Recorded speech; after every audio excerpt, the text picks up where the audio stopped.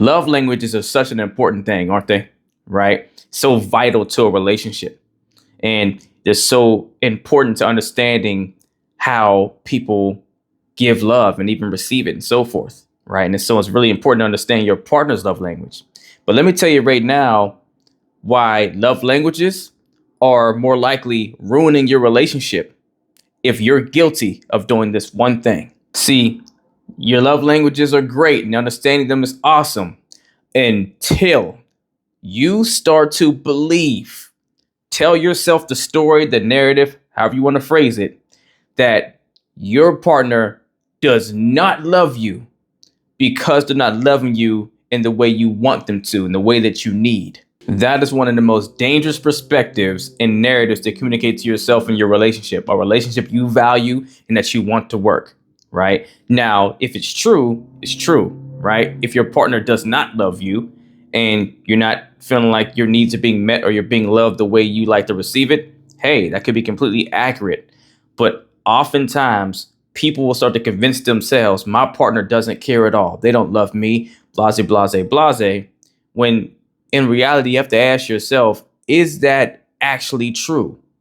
Meaning, do they really just not love you? Or do they love you, but you kind of overlook the ways in which they love you because you're harping on and focusing on them being required to love you in a particular way for you to feel loved? It's a big difference, right? Because where, yes, it's still not just acceptable for you to only accept the way they choose to love on you, right? And never have what you need or the way you want to receive it, because then you're always starved for what you require.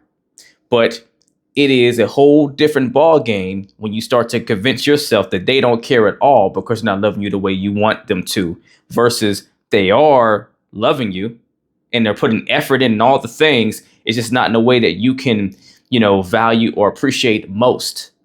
But it doesn't mean you shouldn't appreciate it at all. Because the more you go down the rabbit hole of they don't care at all, when factually they do, it's just not the way that's preferable to you, then now you start convincing yourself of the narratives, and then you start subconsciously operating in respect to the story that you believe.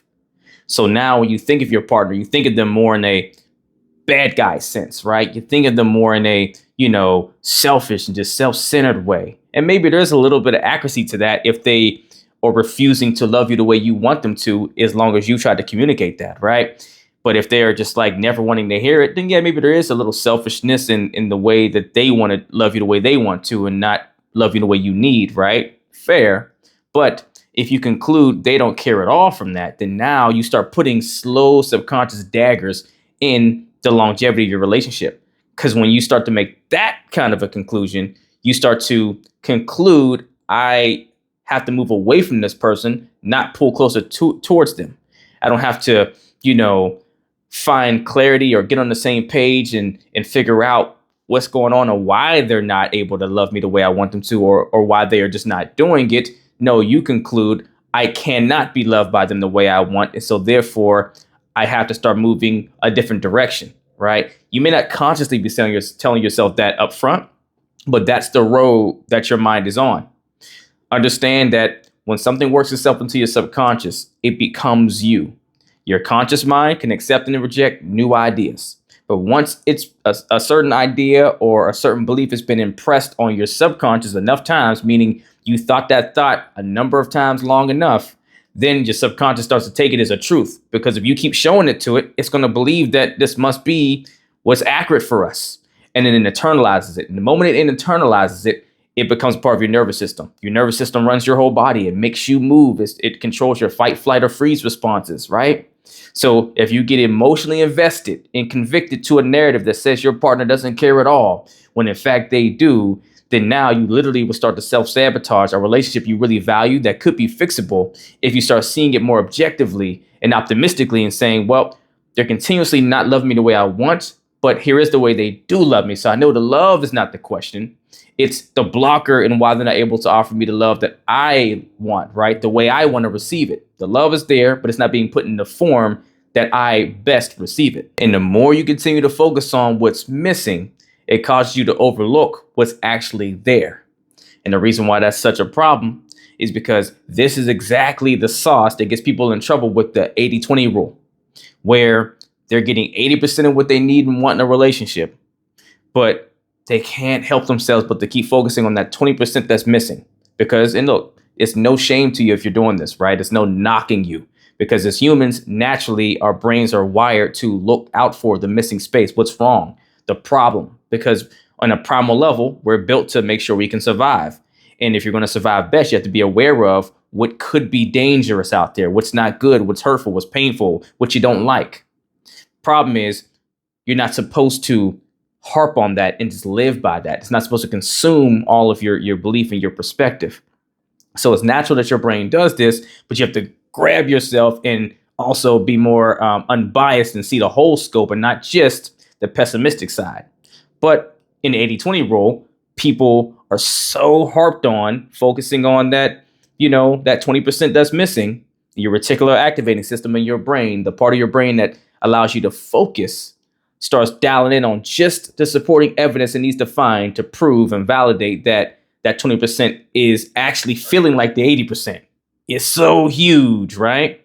And it blocks out all the other evidence that may support a different narrative, because your brain's designed to give you the answers and feedback you're asking for. Not the best feedback to you. It's going to only do what you instruct it to. So if you keep telling yourself they don't care, it's going to find all the reasons to support they don't care for you, so you can believe what you want to believe in. But when you do that, now that's how someone winds up leaving their relationship, walking away from a person that was great for them, the best fit they found to date, looking for that 20%. And maybe they find or come across someone that has the 20% that they've been missing. And they go and they invest all their eggs in that person's basket. And they're with them for a while. They're enjoying the 20%. But then they wind up realizing they're not happy. And they look up and they realize, oh my gosh, it's because I'm getting the 20% met, but that 80% that I had with my ex or my last partner is not here with this person. So I'm actually miserable and a lot more upset and unhappy than I ever was with my ex. So before you convince yourself of something that is not true, right? Even though you have some validity in the way you feel, if it's not accurate, that it's not because your partner doesn't care at all, but because they're just not loving you the way you need, and you wind up starting to emotionally detach yourself and distance yourself from your partner more because you feel like they just don't care at all, which causes more problems. And now they may stop putting the effort they already were putting in, because now they're feeling like it's being taken for granted, or you don't care at all and need respect, right? Or you wind up walking away from your partner for the 20% in someone else that you've been starved for, when the 80% is not there, and then you wind up regretting it and wanting to get your ex back, and now they won't take you back, and all that misery that you can go through. I want you to really think to yourself, am I being fair? And ask yourself this: does my partner show me love in their own way, even if it's not the way I prefer? Let's start there. Are they neglecting you or just loving you differently, right? Ask yourself these kind of questions and be honest to yourself with the answers. You being honest with yourself about the answers, right? Meaning, oh, they do love me, they do this and X, Y, Z, does not mean you're abandoning and saying it's okay that they don't love you in the way that you need as well. It's just acknowledging that you don't have to jump off the deep end and think the worst of your partner and your relationship as a whole, versus thinking more constructively and saying, I'm not getting what I need fully, but I know the love is there. That's a way more reassuring headspace to come from. Another great question, or probably the only next question to ask yourself, if you conclude, yeah, they do love me. They do love me in their own way. It's not the way I prefer, and they do put effort in. They try, even if I do try to express something about what I need, they put some efforts into it or what have you. Or, they're not really neglecting me. They just love me in the way that fits them best. If these are yeses, when you're thinking around these different ways of approaching that question, then ask yourself the $1 million question, which is, how could I communicate with them better? Or what can I communicate to them? Or what can I address to them? What kind of conversation can I have with them that will get us on the same page to where I can understand why I'm not getting the love the way I prefer it and want it and need it, and what could be suggested as a solution to get that outcome. And not only for myself, but to make sure they're getting the same outcome and getting their needs met and loved the way they need in return as well. And if you notice that the latter, that question allows you to think more optimistic and hopeful towards what can happen to fix things, and allows you to be more, vibrant and excited about facing that, or taking on that challenge, or working through that with your partner to get on the other side, versus the other way of thinking. The other conclusion is just hopelessness, right? That's more dreary, emotionally draining, frustrating, and saddening, maybe depressing, and all those things, right? See, oftentimes people jump to the conclusion of someone doesn't care, or they're doing this thing or whatever, without proper dialogue to talk through and understand the core foundations, the core why. Now, with every person, are you going to go to this deep dive of why are you not loving me a certain way or doing a certain thing and all that stuff? No, because some relationships aren't that deep to you. But the closer someone is to you, the more significant they are in your life, the more important they are, and the more vital they are to your everyday way of living, the more important it is to have the deepest dialogues around subject matters that are really deep and important to you. So if it's a matter of you knowing your partner does love you, but they're not doing it the way you want, don't say, oh, they just don't care enough to love you in your own way. No, assume there's a blocker for them, because the love is there. It's just not coming in the right channel. So there's a blocker, there's a misunderstanding, there's something that's not connecting. Maybe they don't feel that they can live up to the way you want to be loved. Who knows? Maybe your partner feels like you only want them to love in the way you prefer it, but they want to still be who they are and the person that you met, married, or whomever, and want to love on you in a way that they resonate with, because it makes them feel really good that they're loving on you in a way that they think of as highly regarded in how you love someone, right? And maybe ask yourself questions of, well, shoot, how well have I articulated what I need, right? Where's the middle ground? How can I get from point A to point B to point C?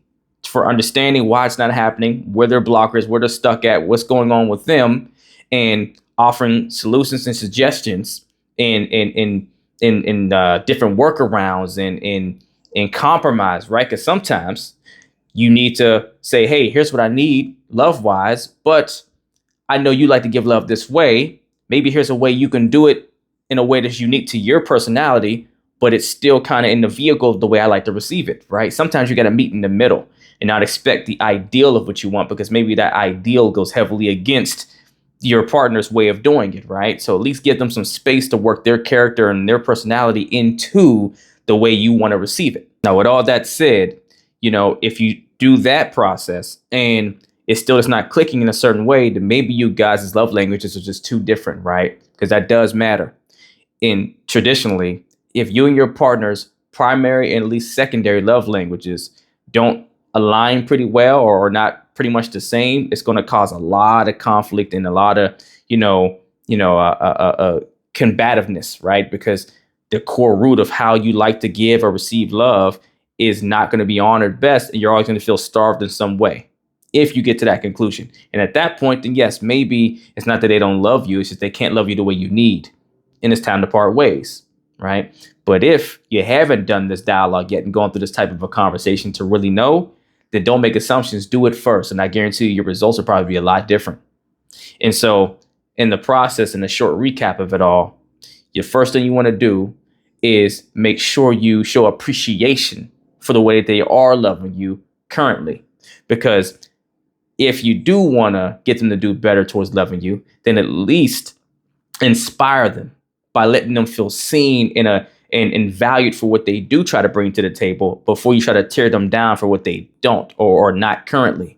And that will motivate them and inspire them more to be more willing to start loving you the way you prefer, or try to understand you better to get that accomplished for you. Second, start articulating what you need. Communicate what you need more clearly, right? Make sure it's understood.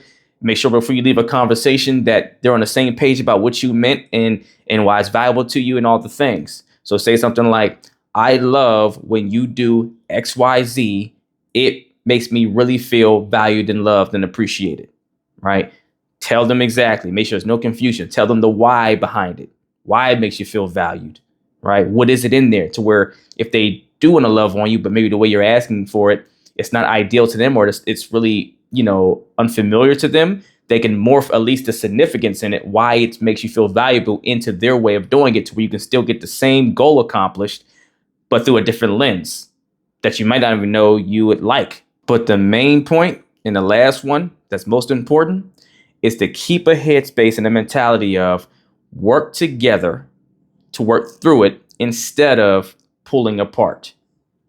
If you can tell and confirm the love is actually there, then spend more time in the how do we figure this out space than the natural negative fear based space of, uh-oh, this is not a safe space anymore. This person's not safe to invest my emotions in anymore. So slowly start detaching and pulling away from this person. Because that could be taking an action that self-sabotage is something that when you look back, you really would regret losing your partner around when it could have been a lot easier to fix the situation. Something that's very fixable, you can make not fixable by the way you focus on framing the scenario in the story you tell yourself around it. With that said, if you need help getting clarity on whether your partner truly does love you or they're there for selfish reasons and maybe are using you, right?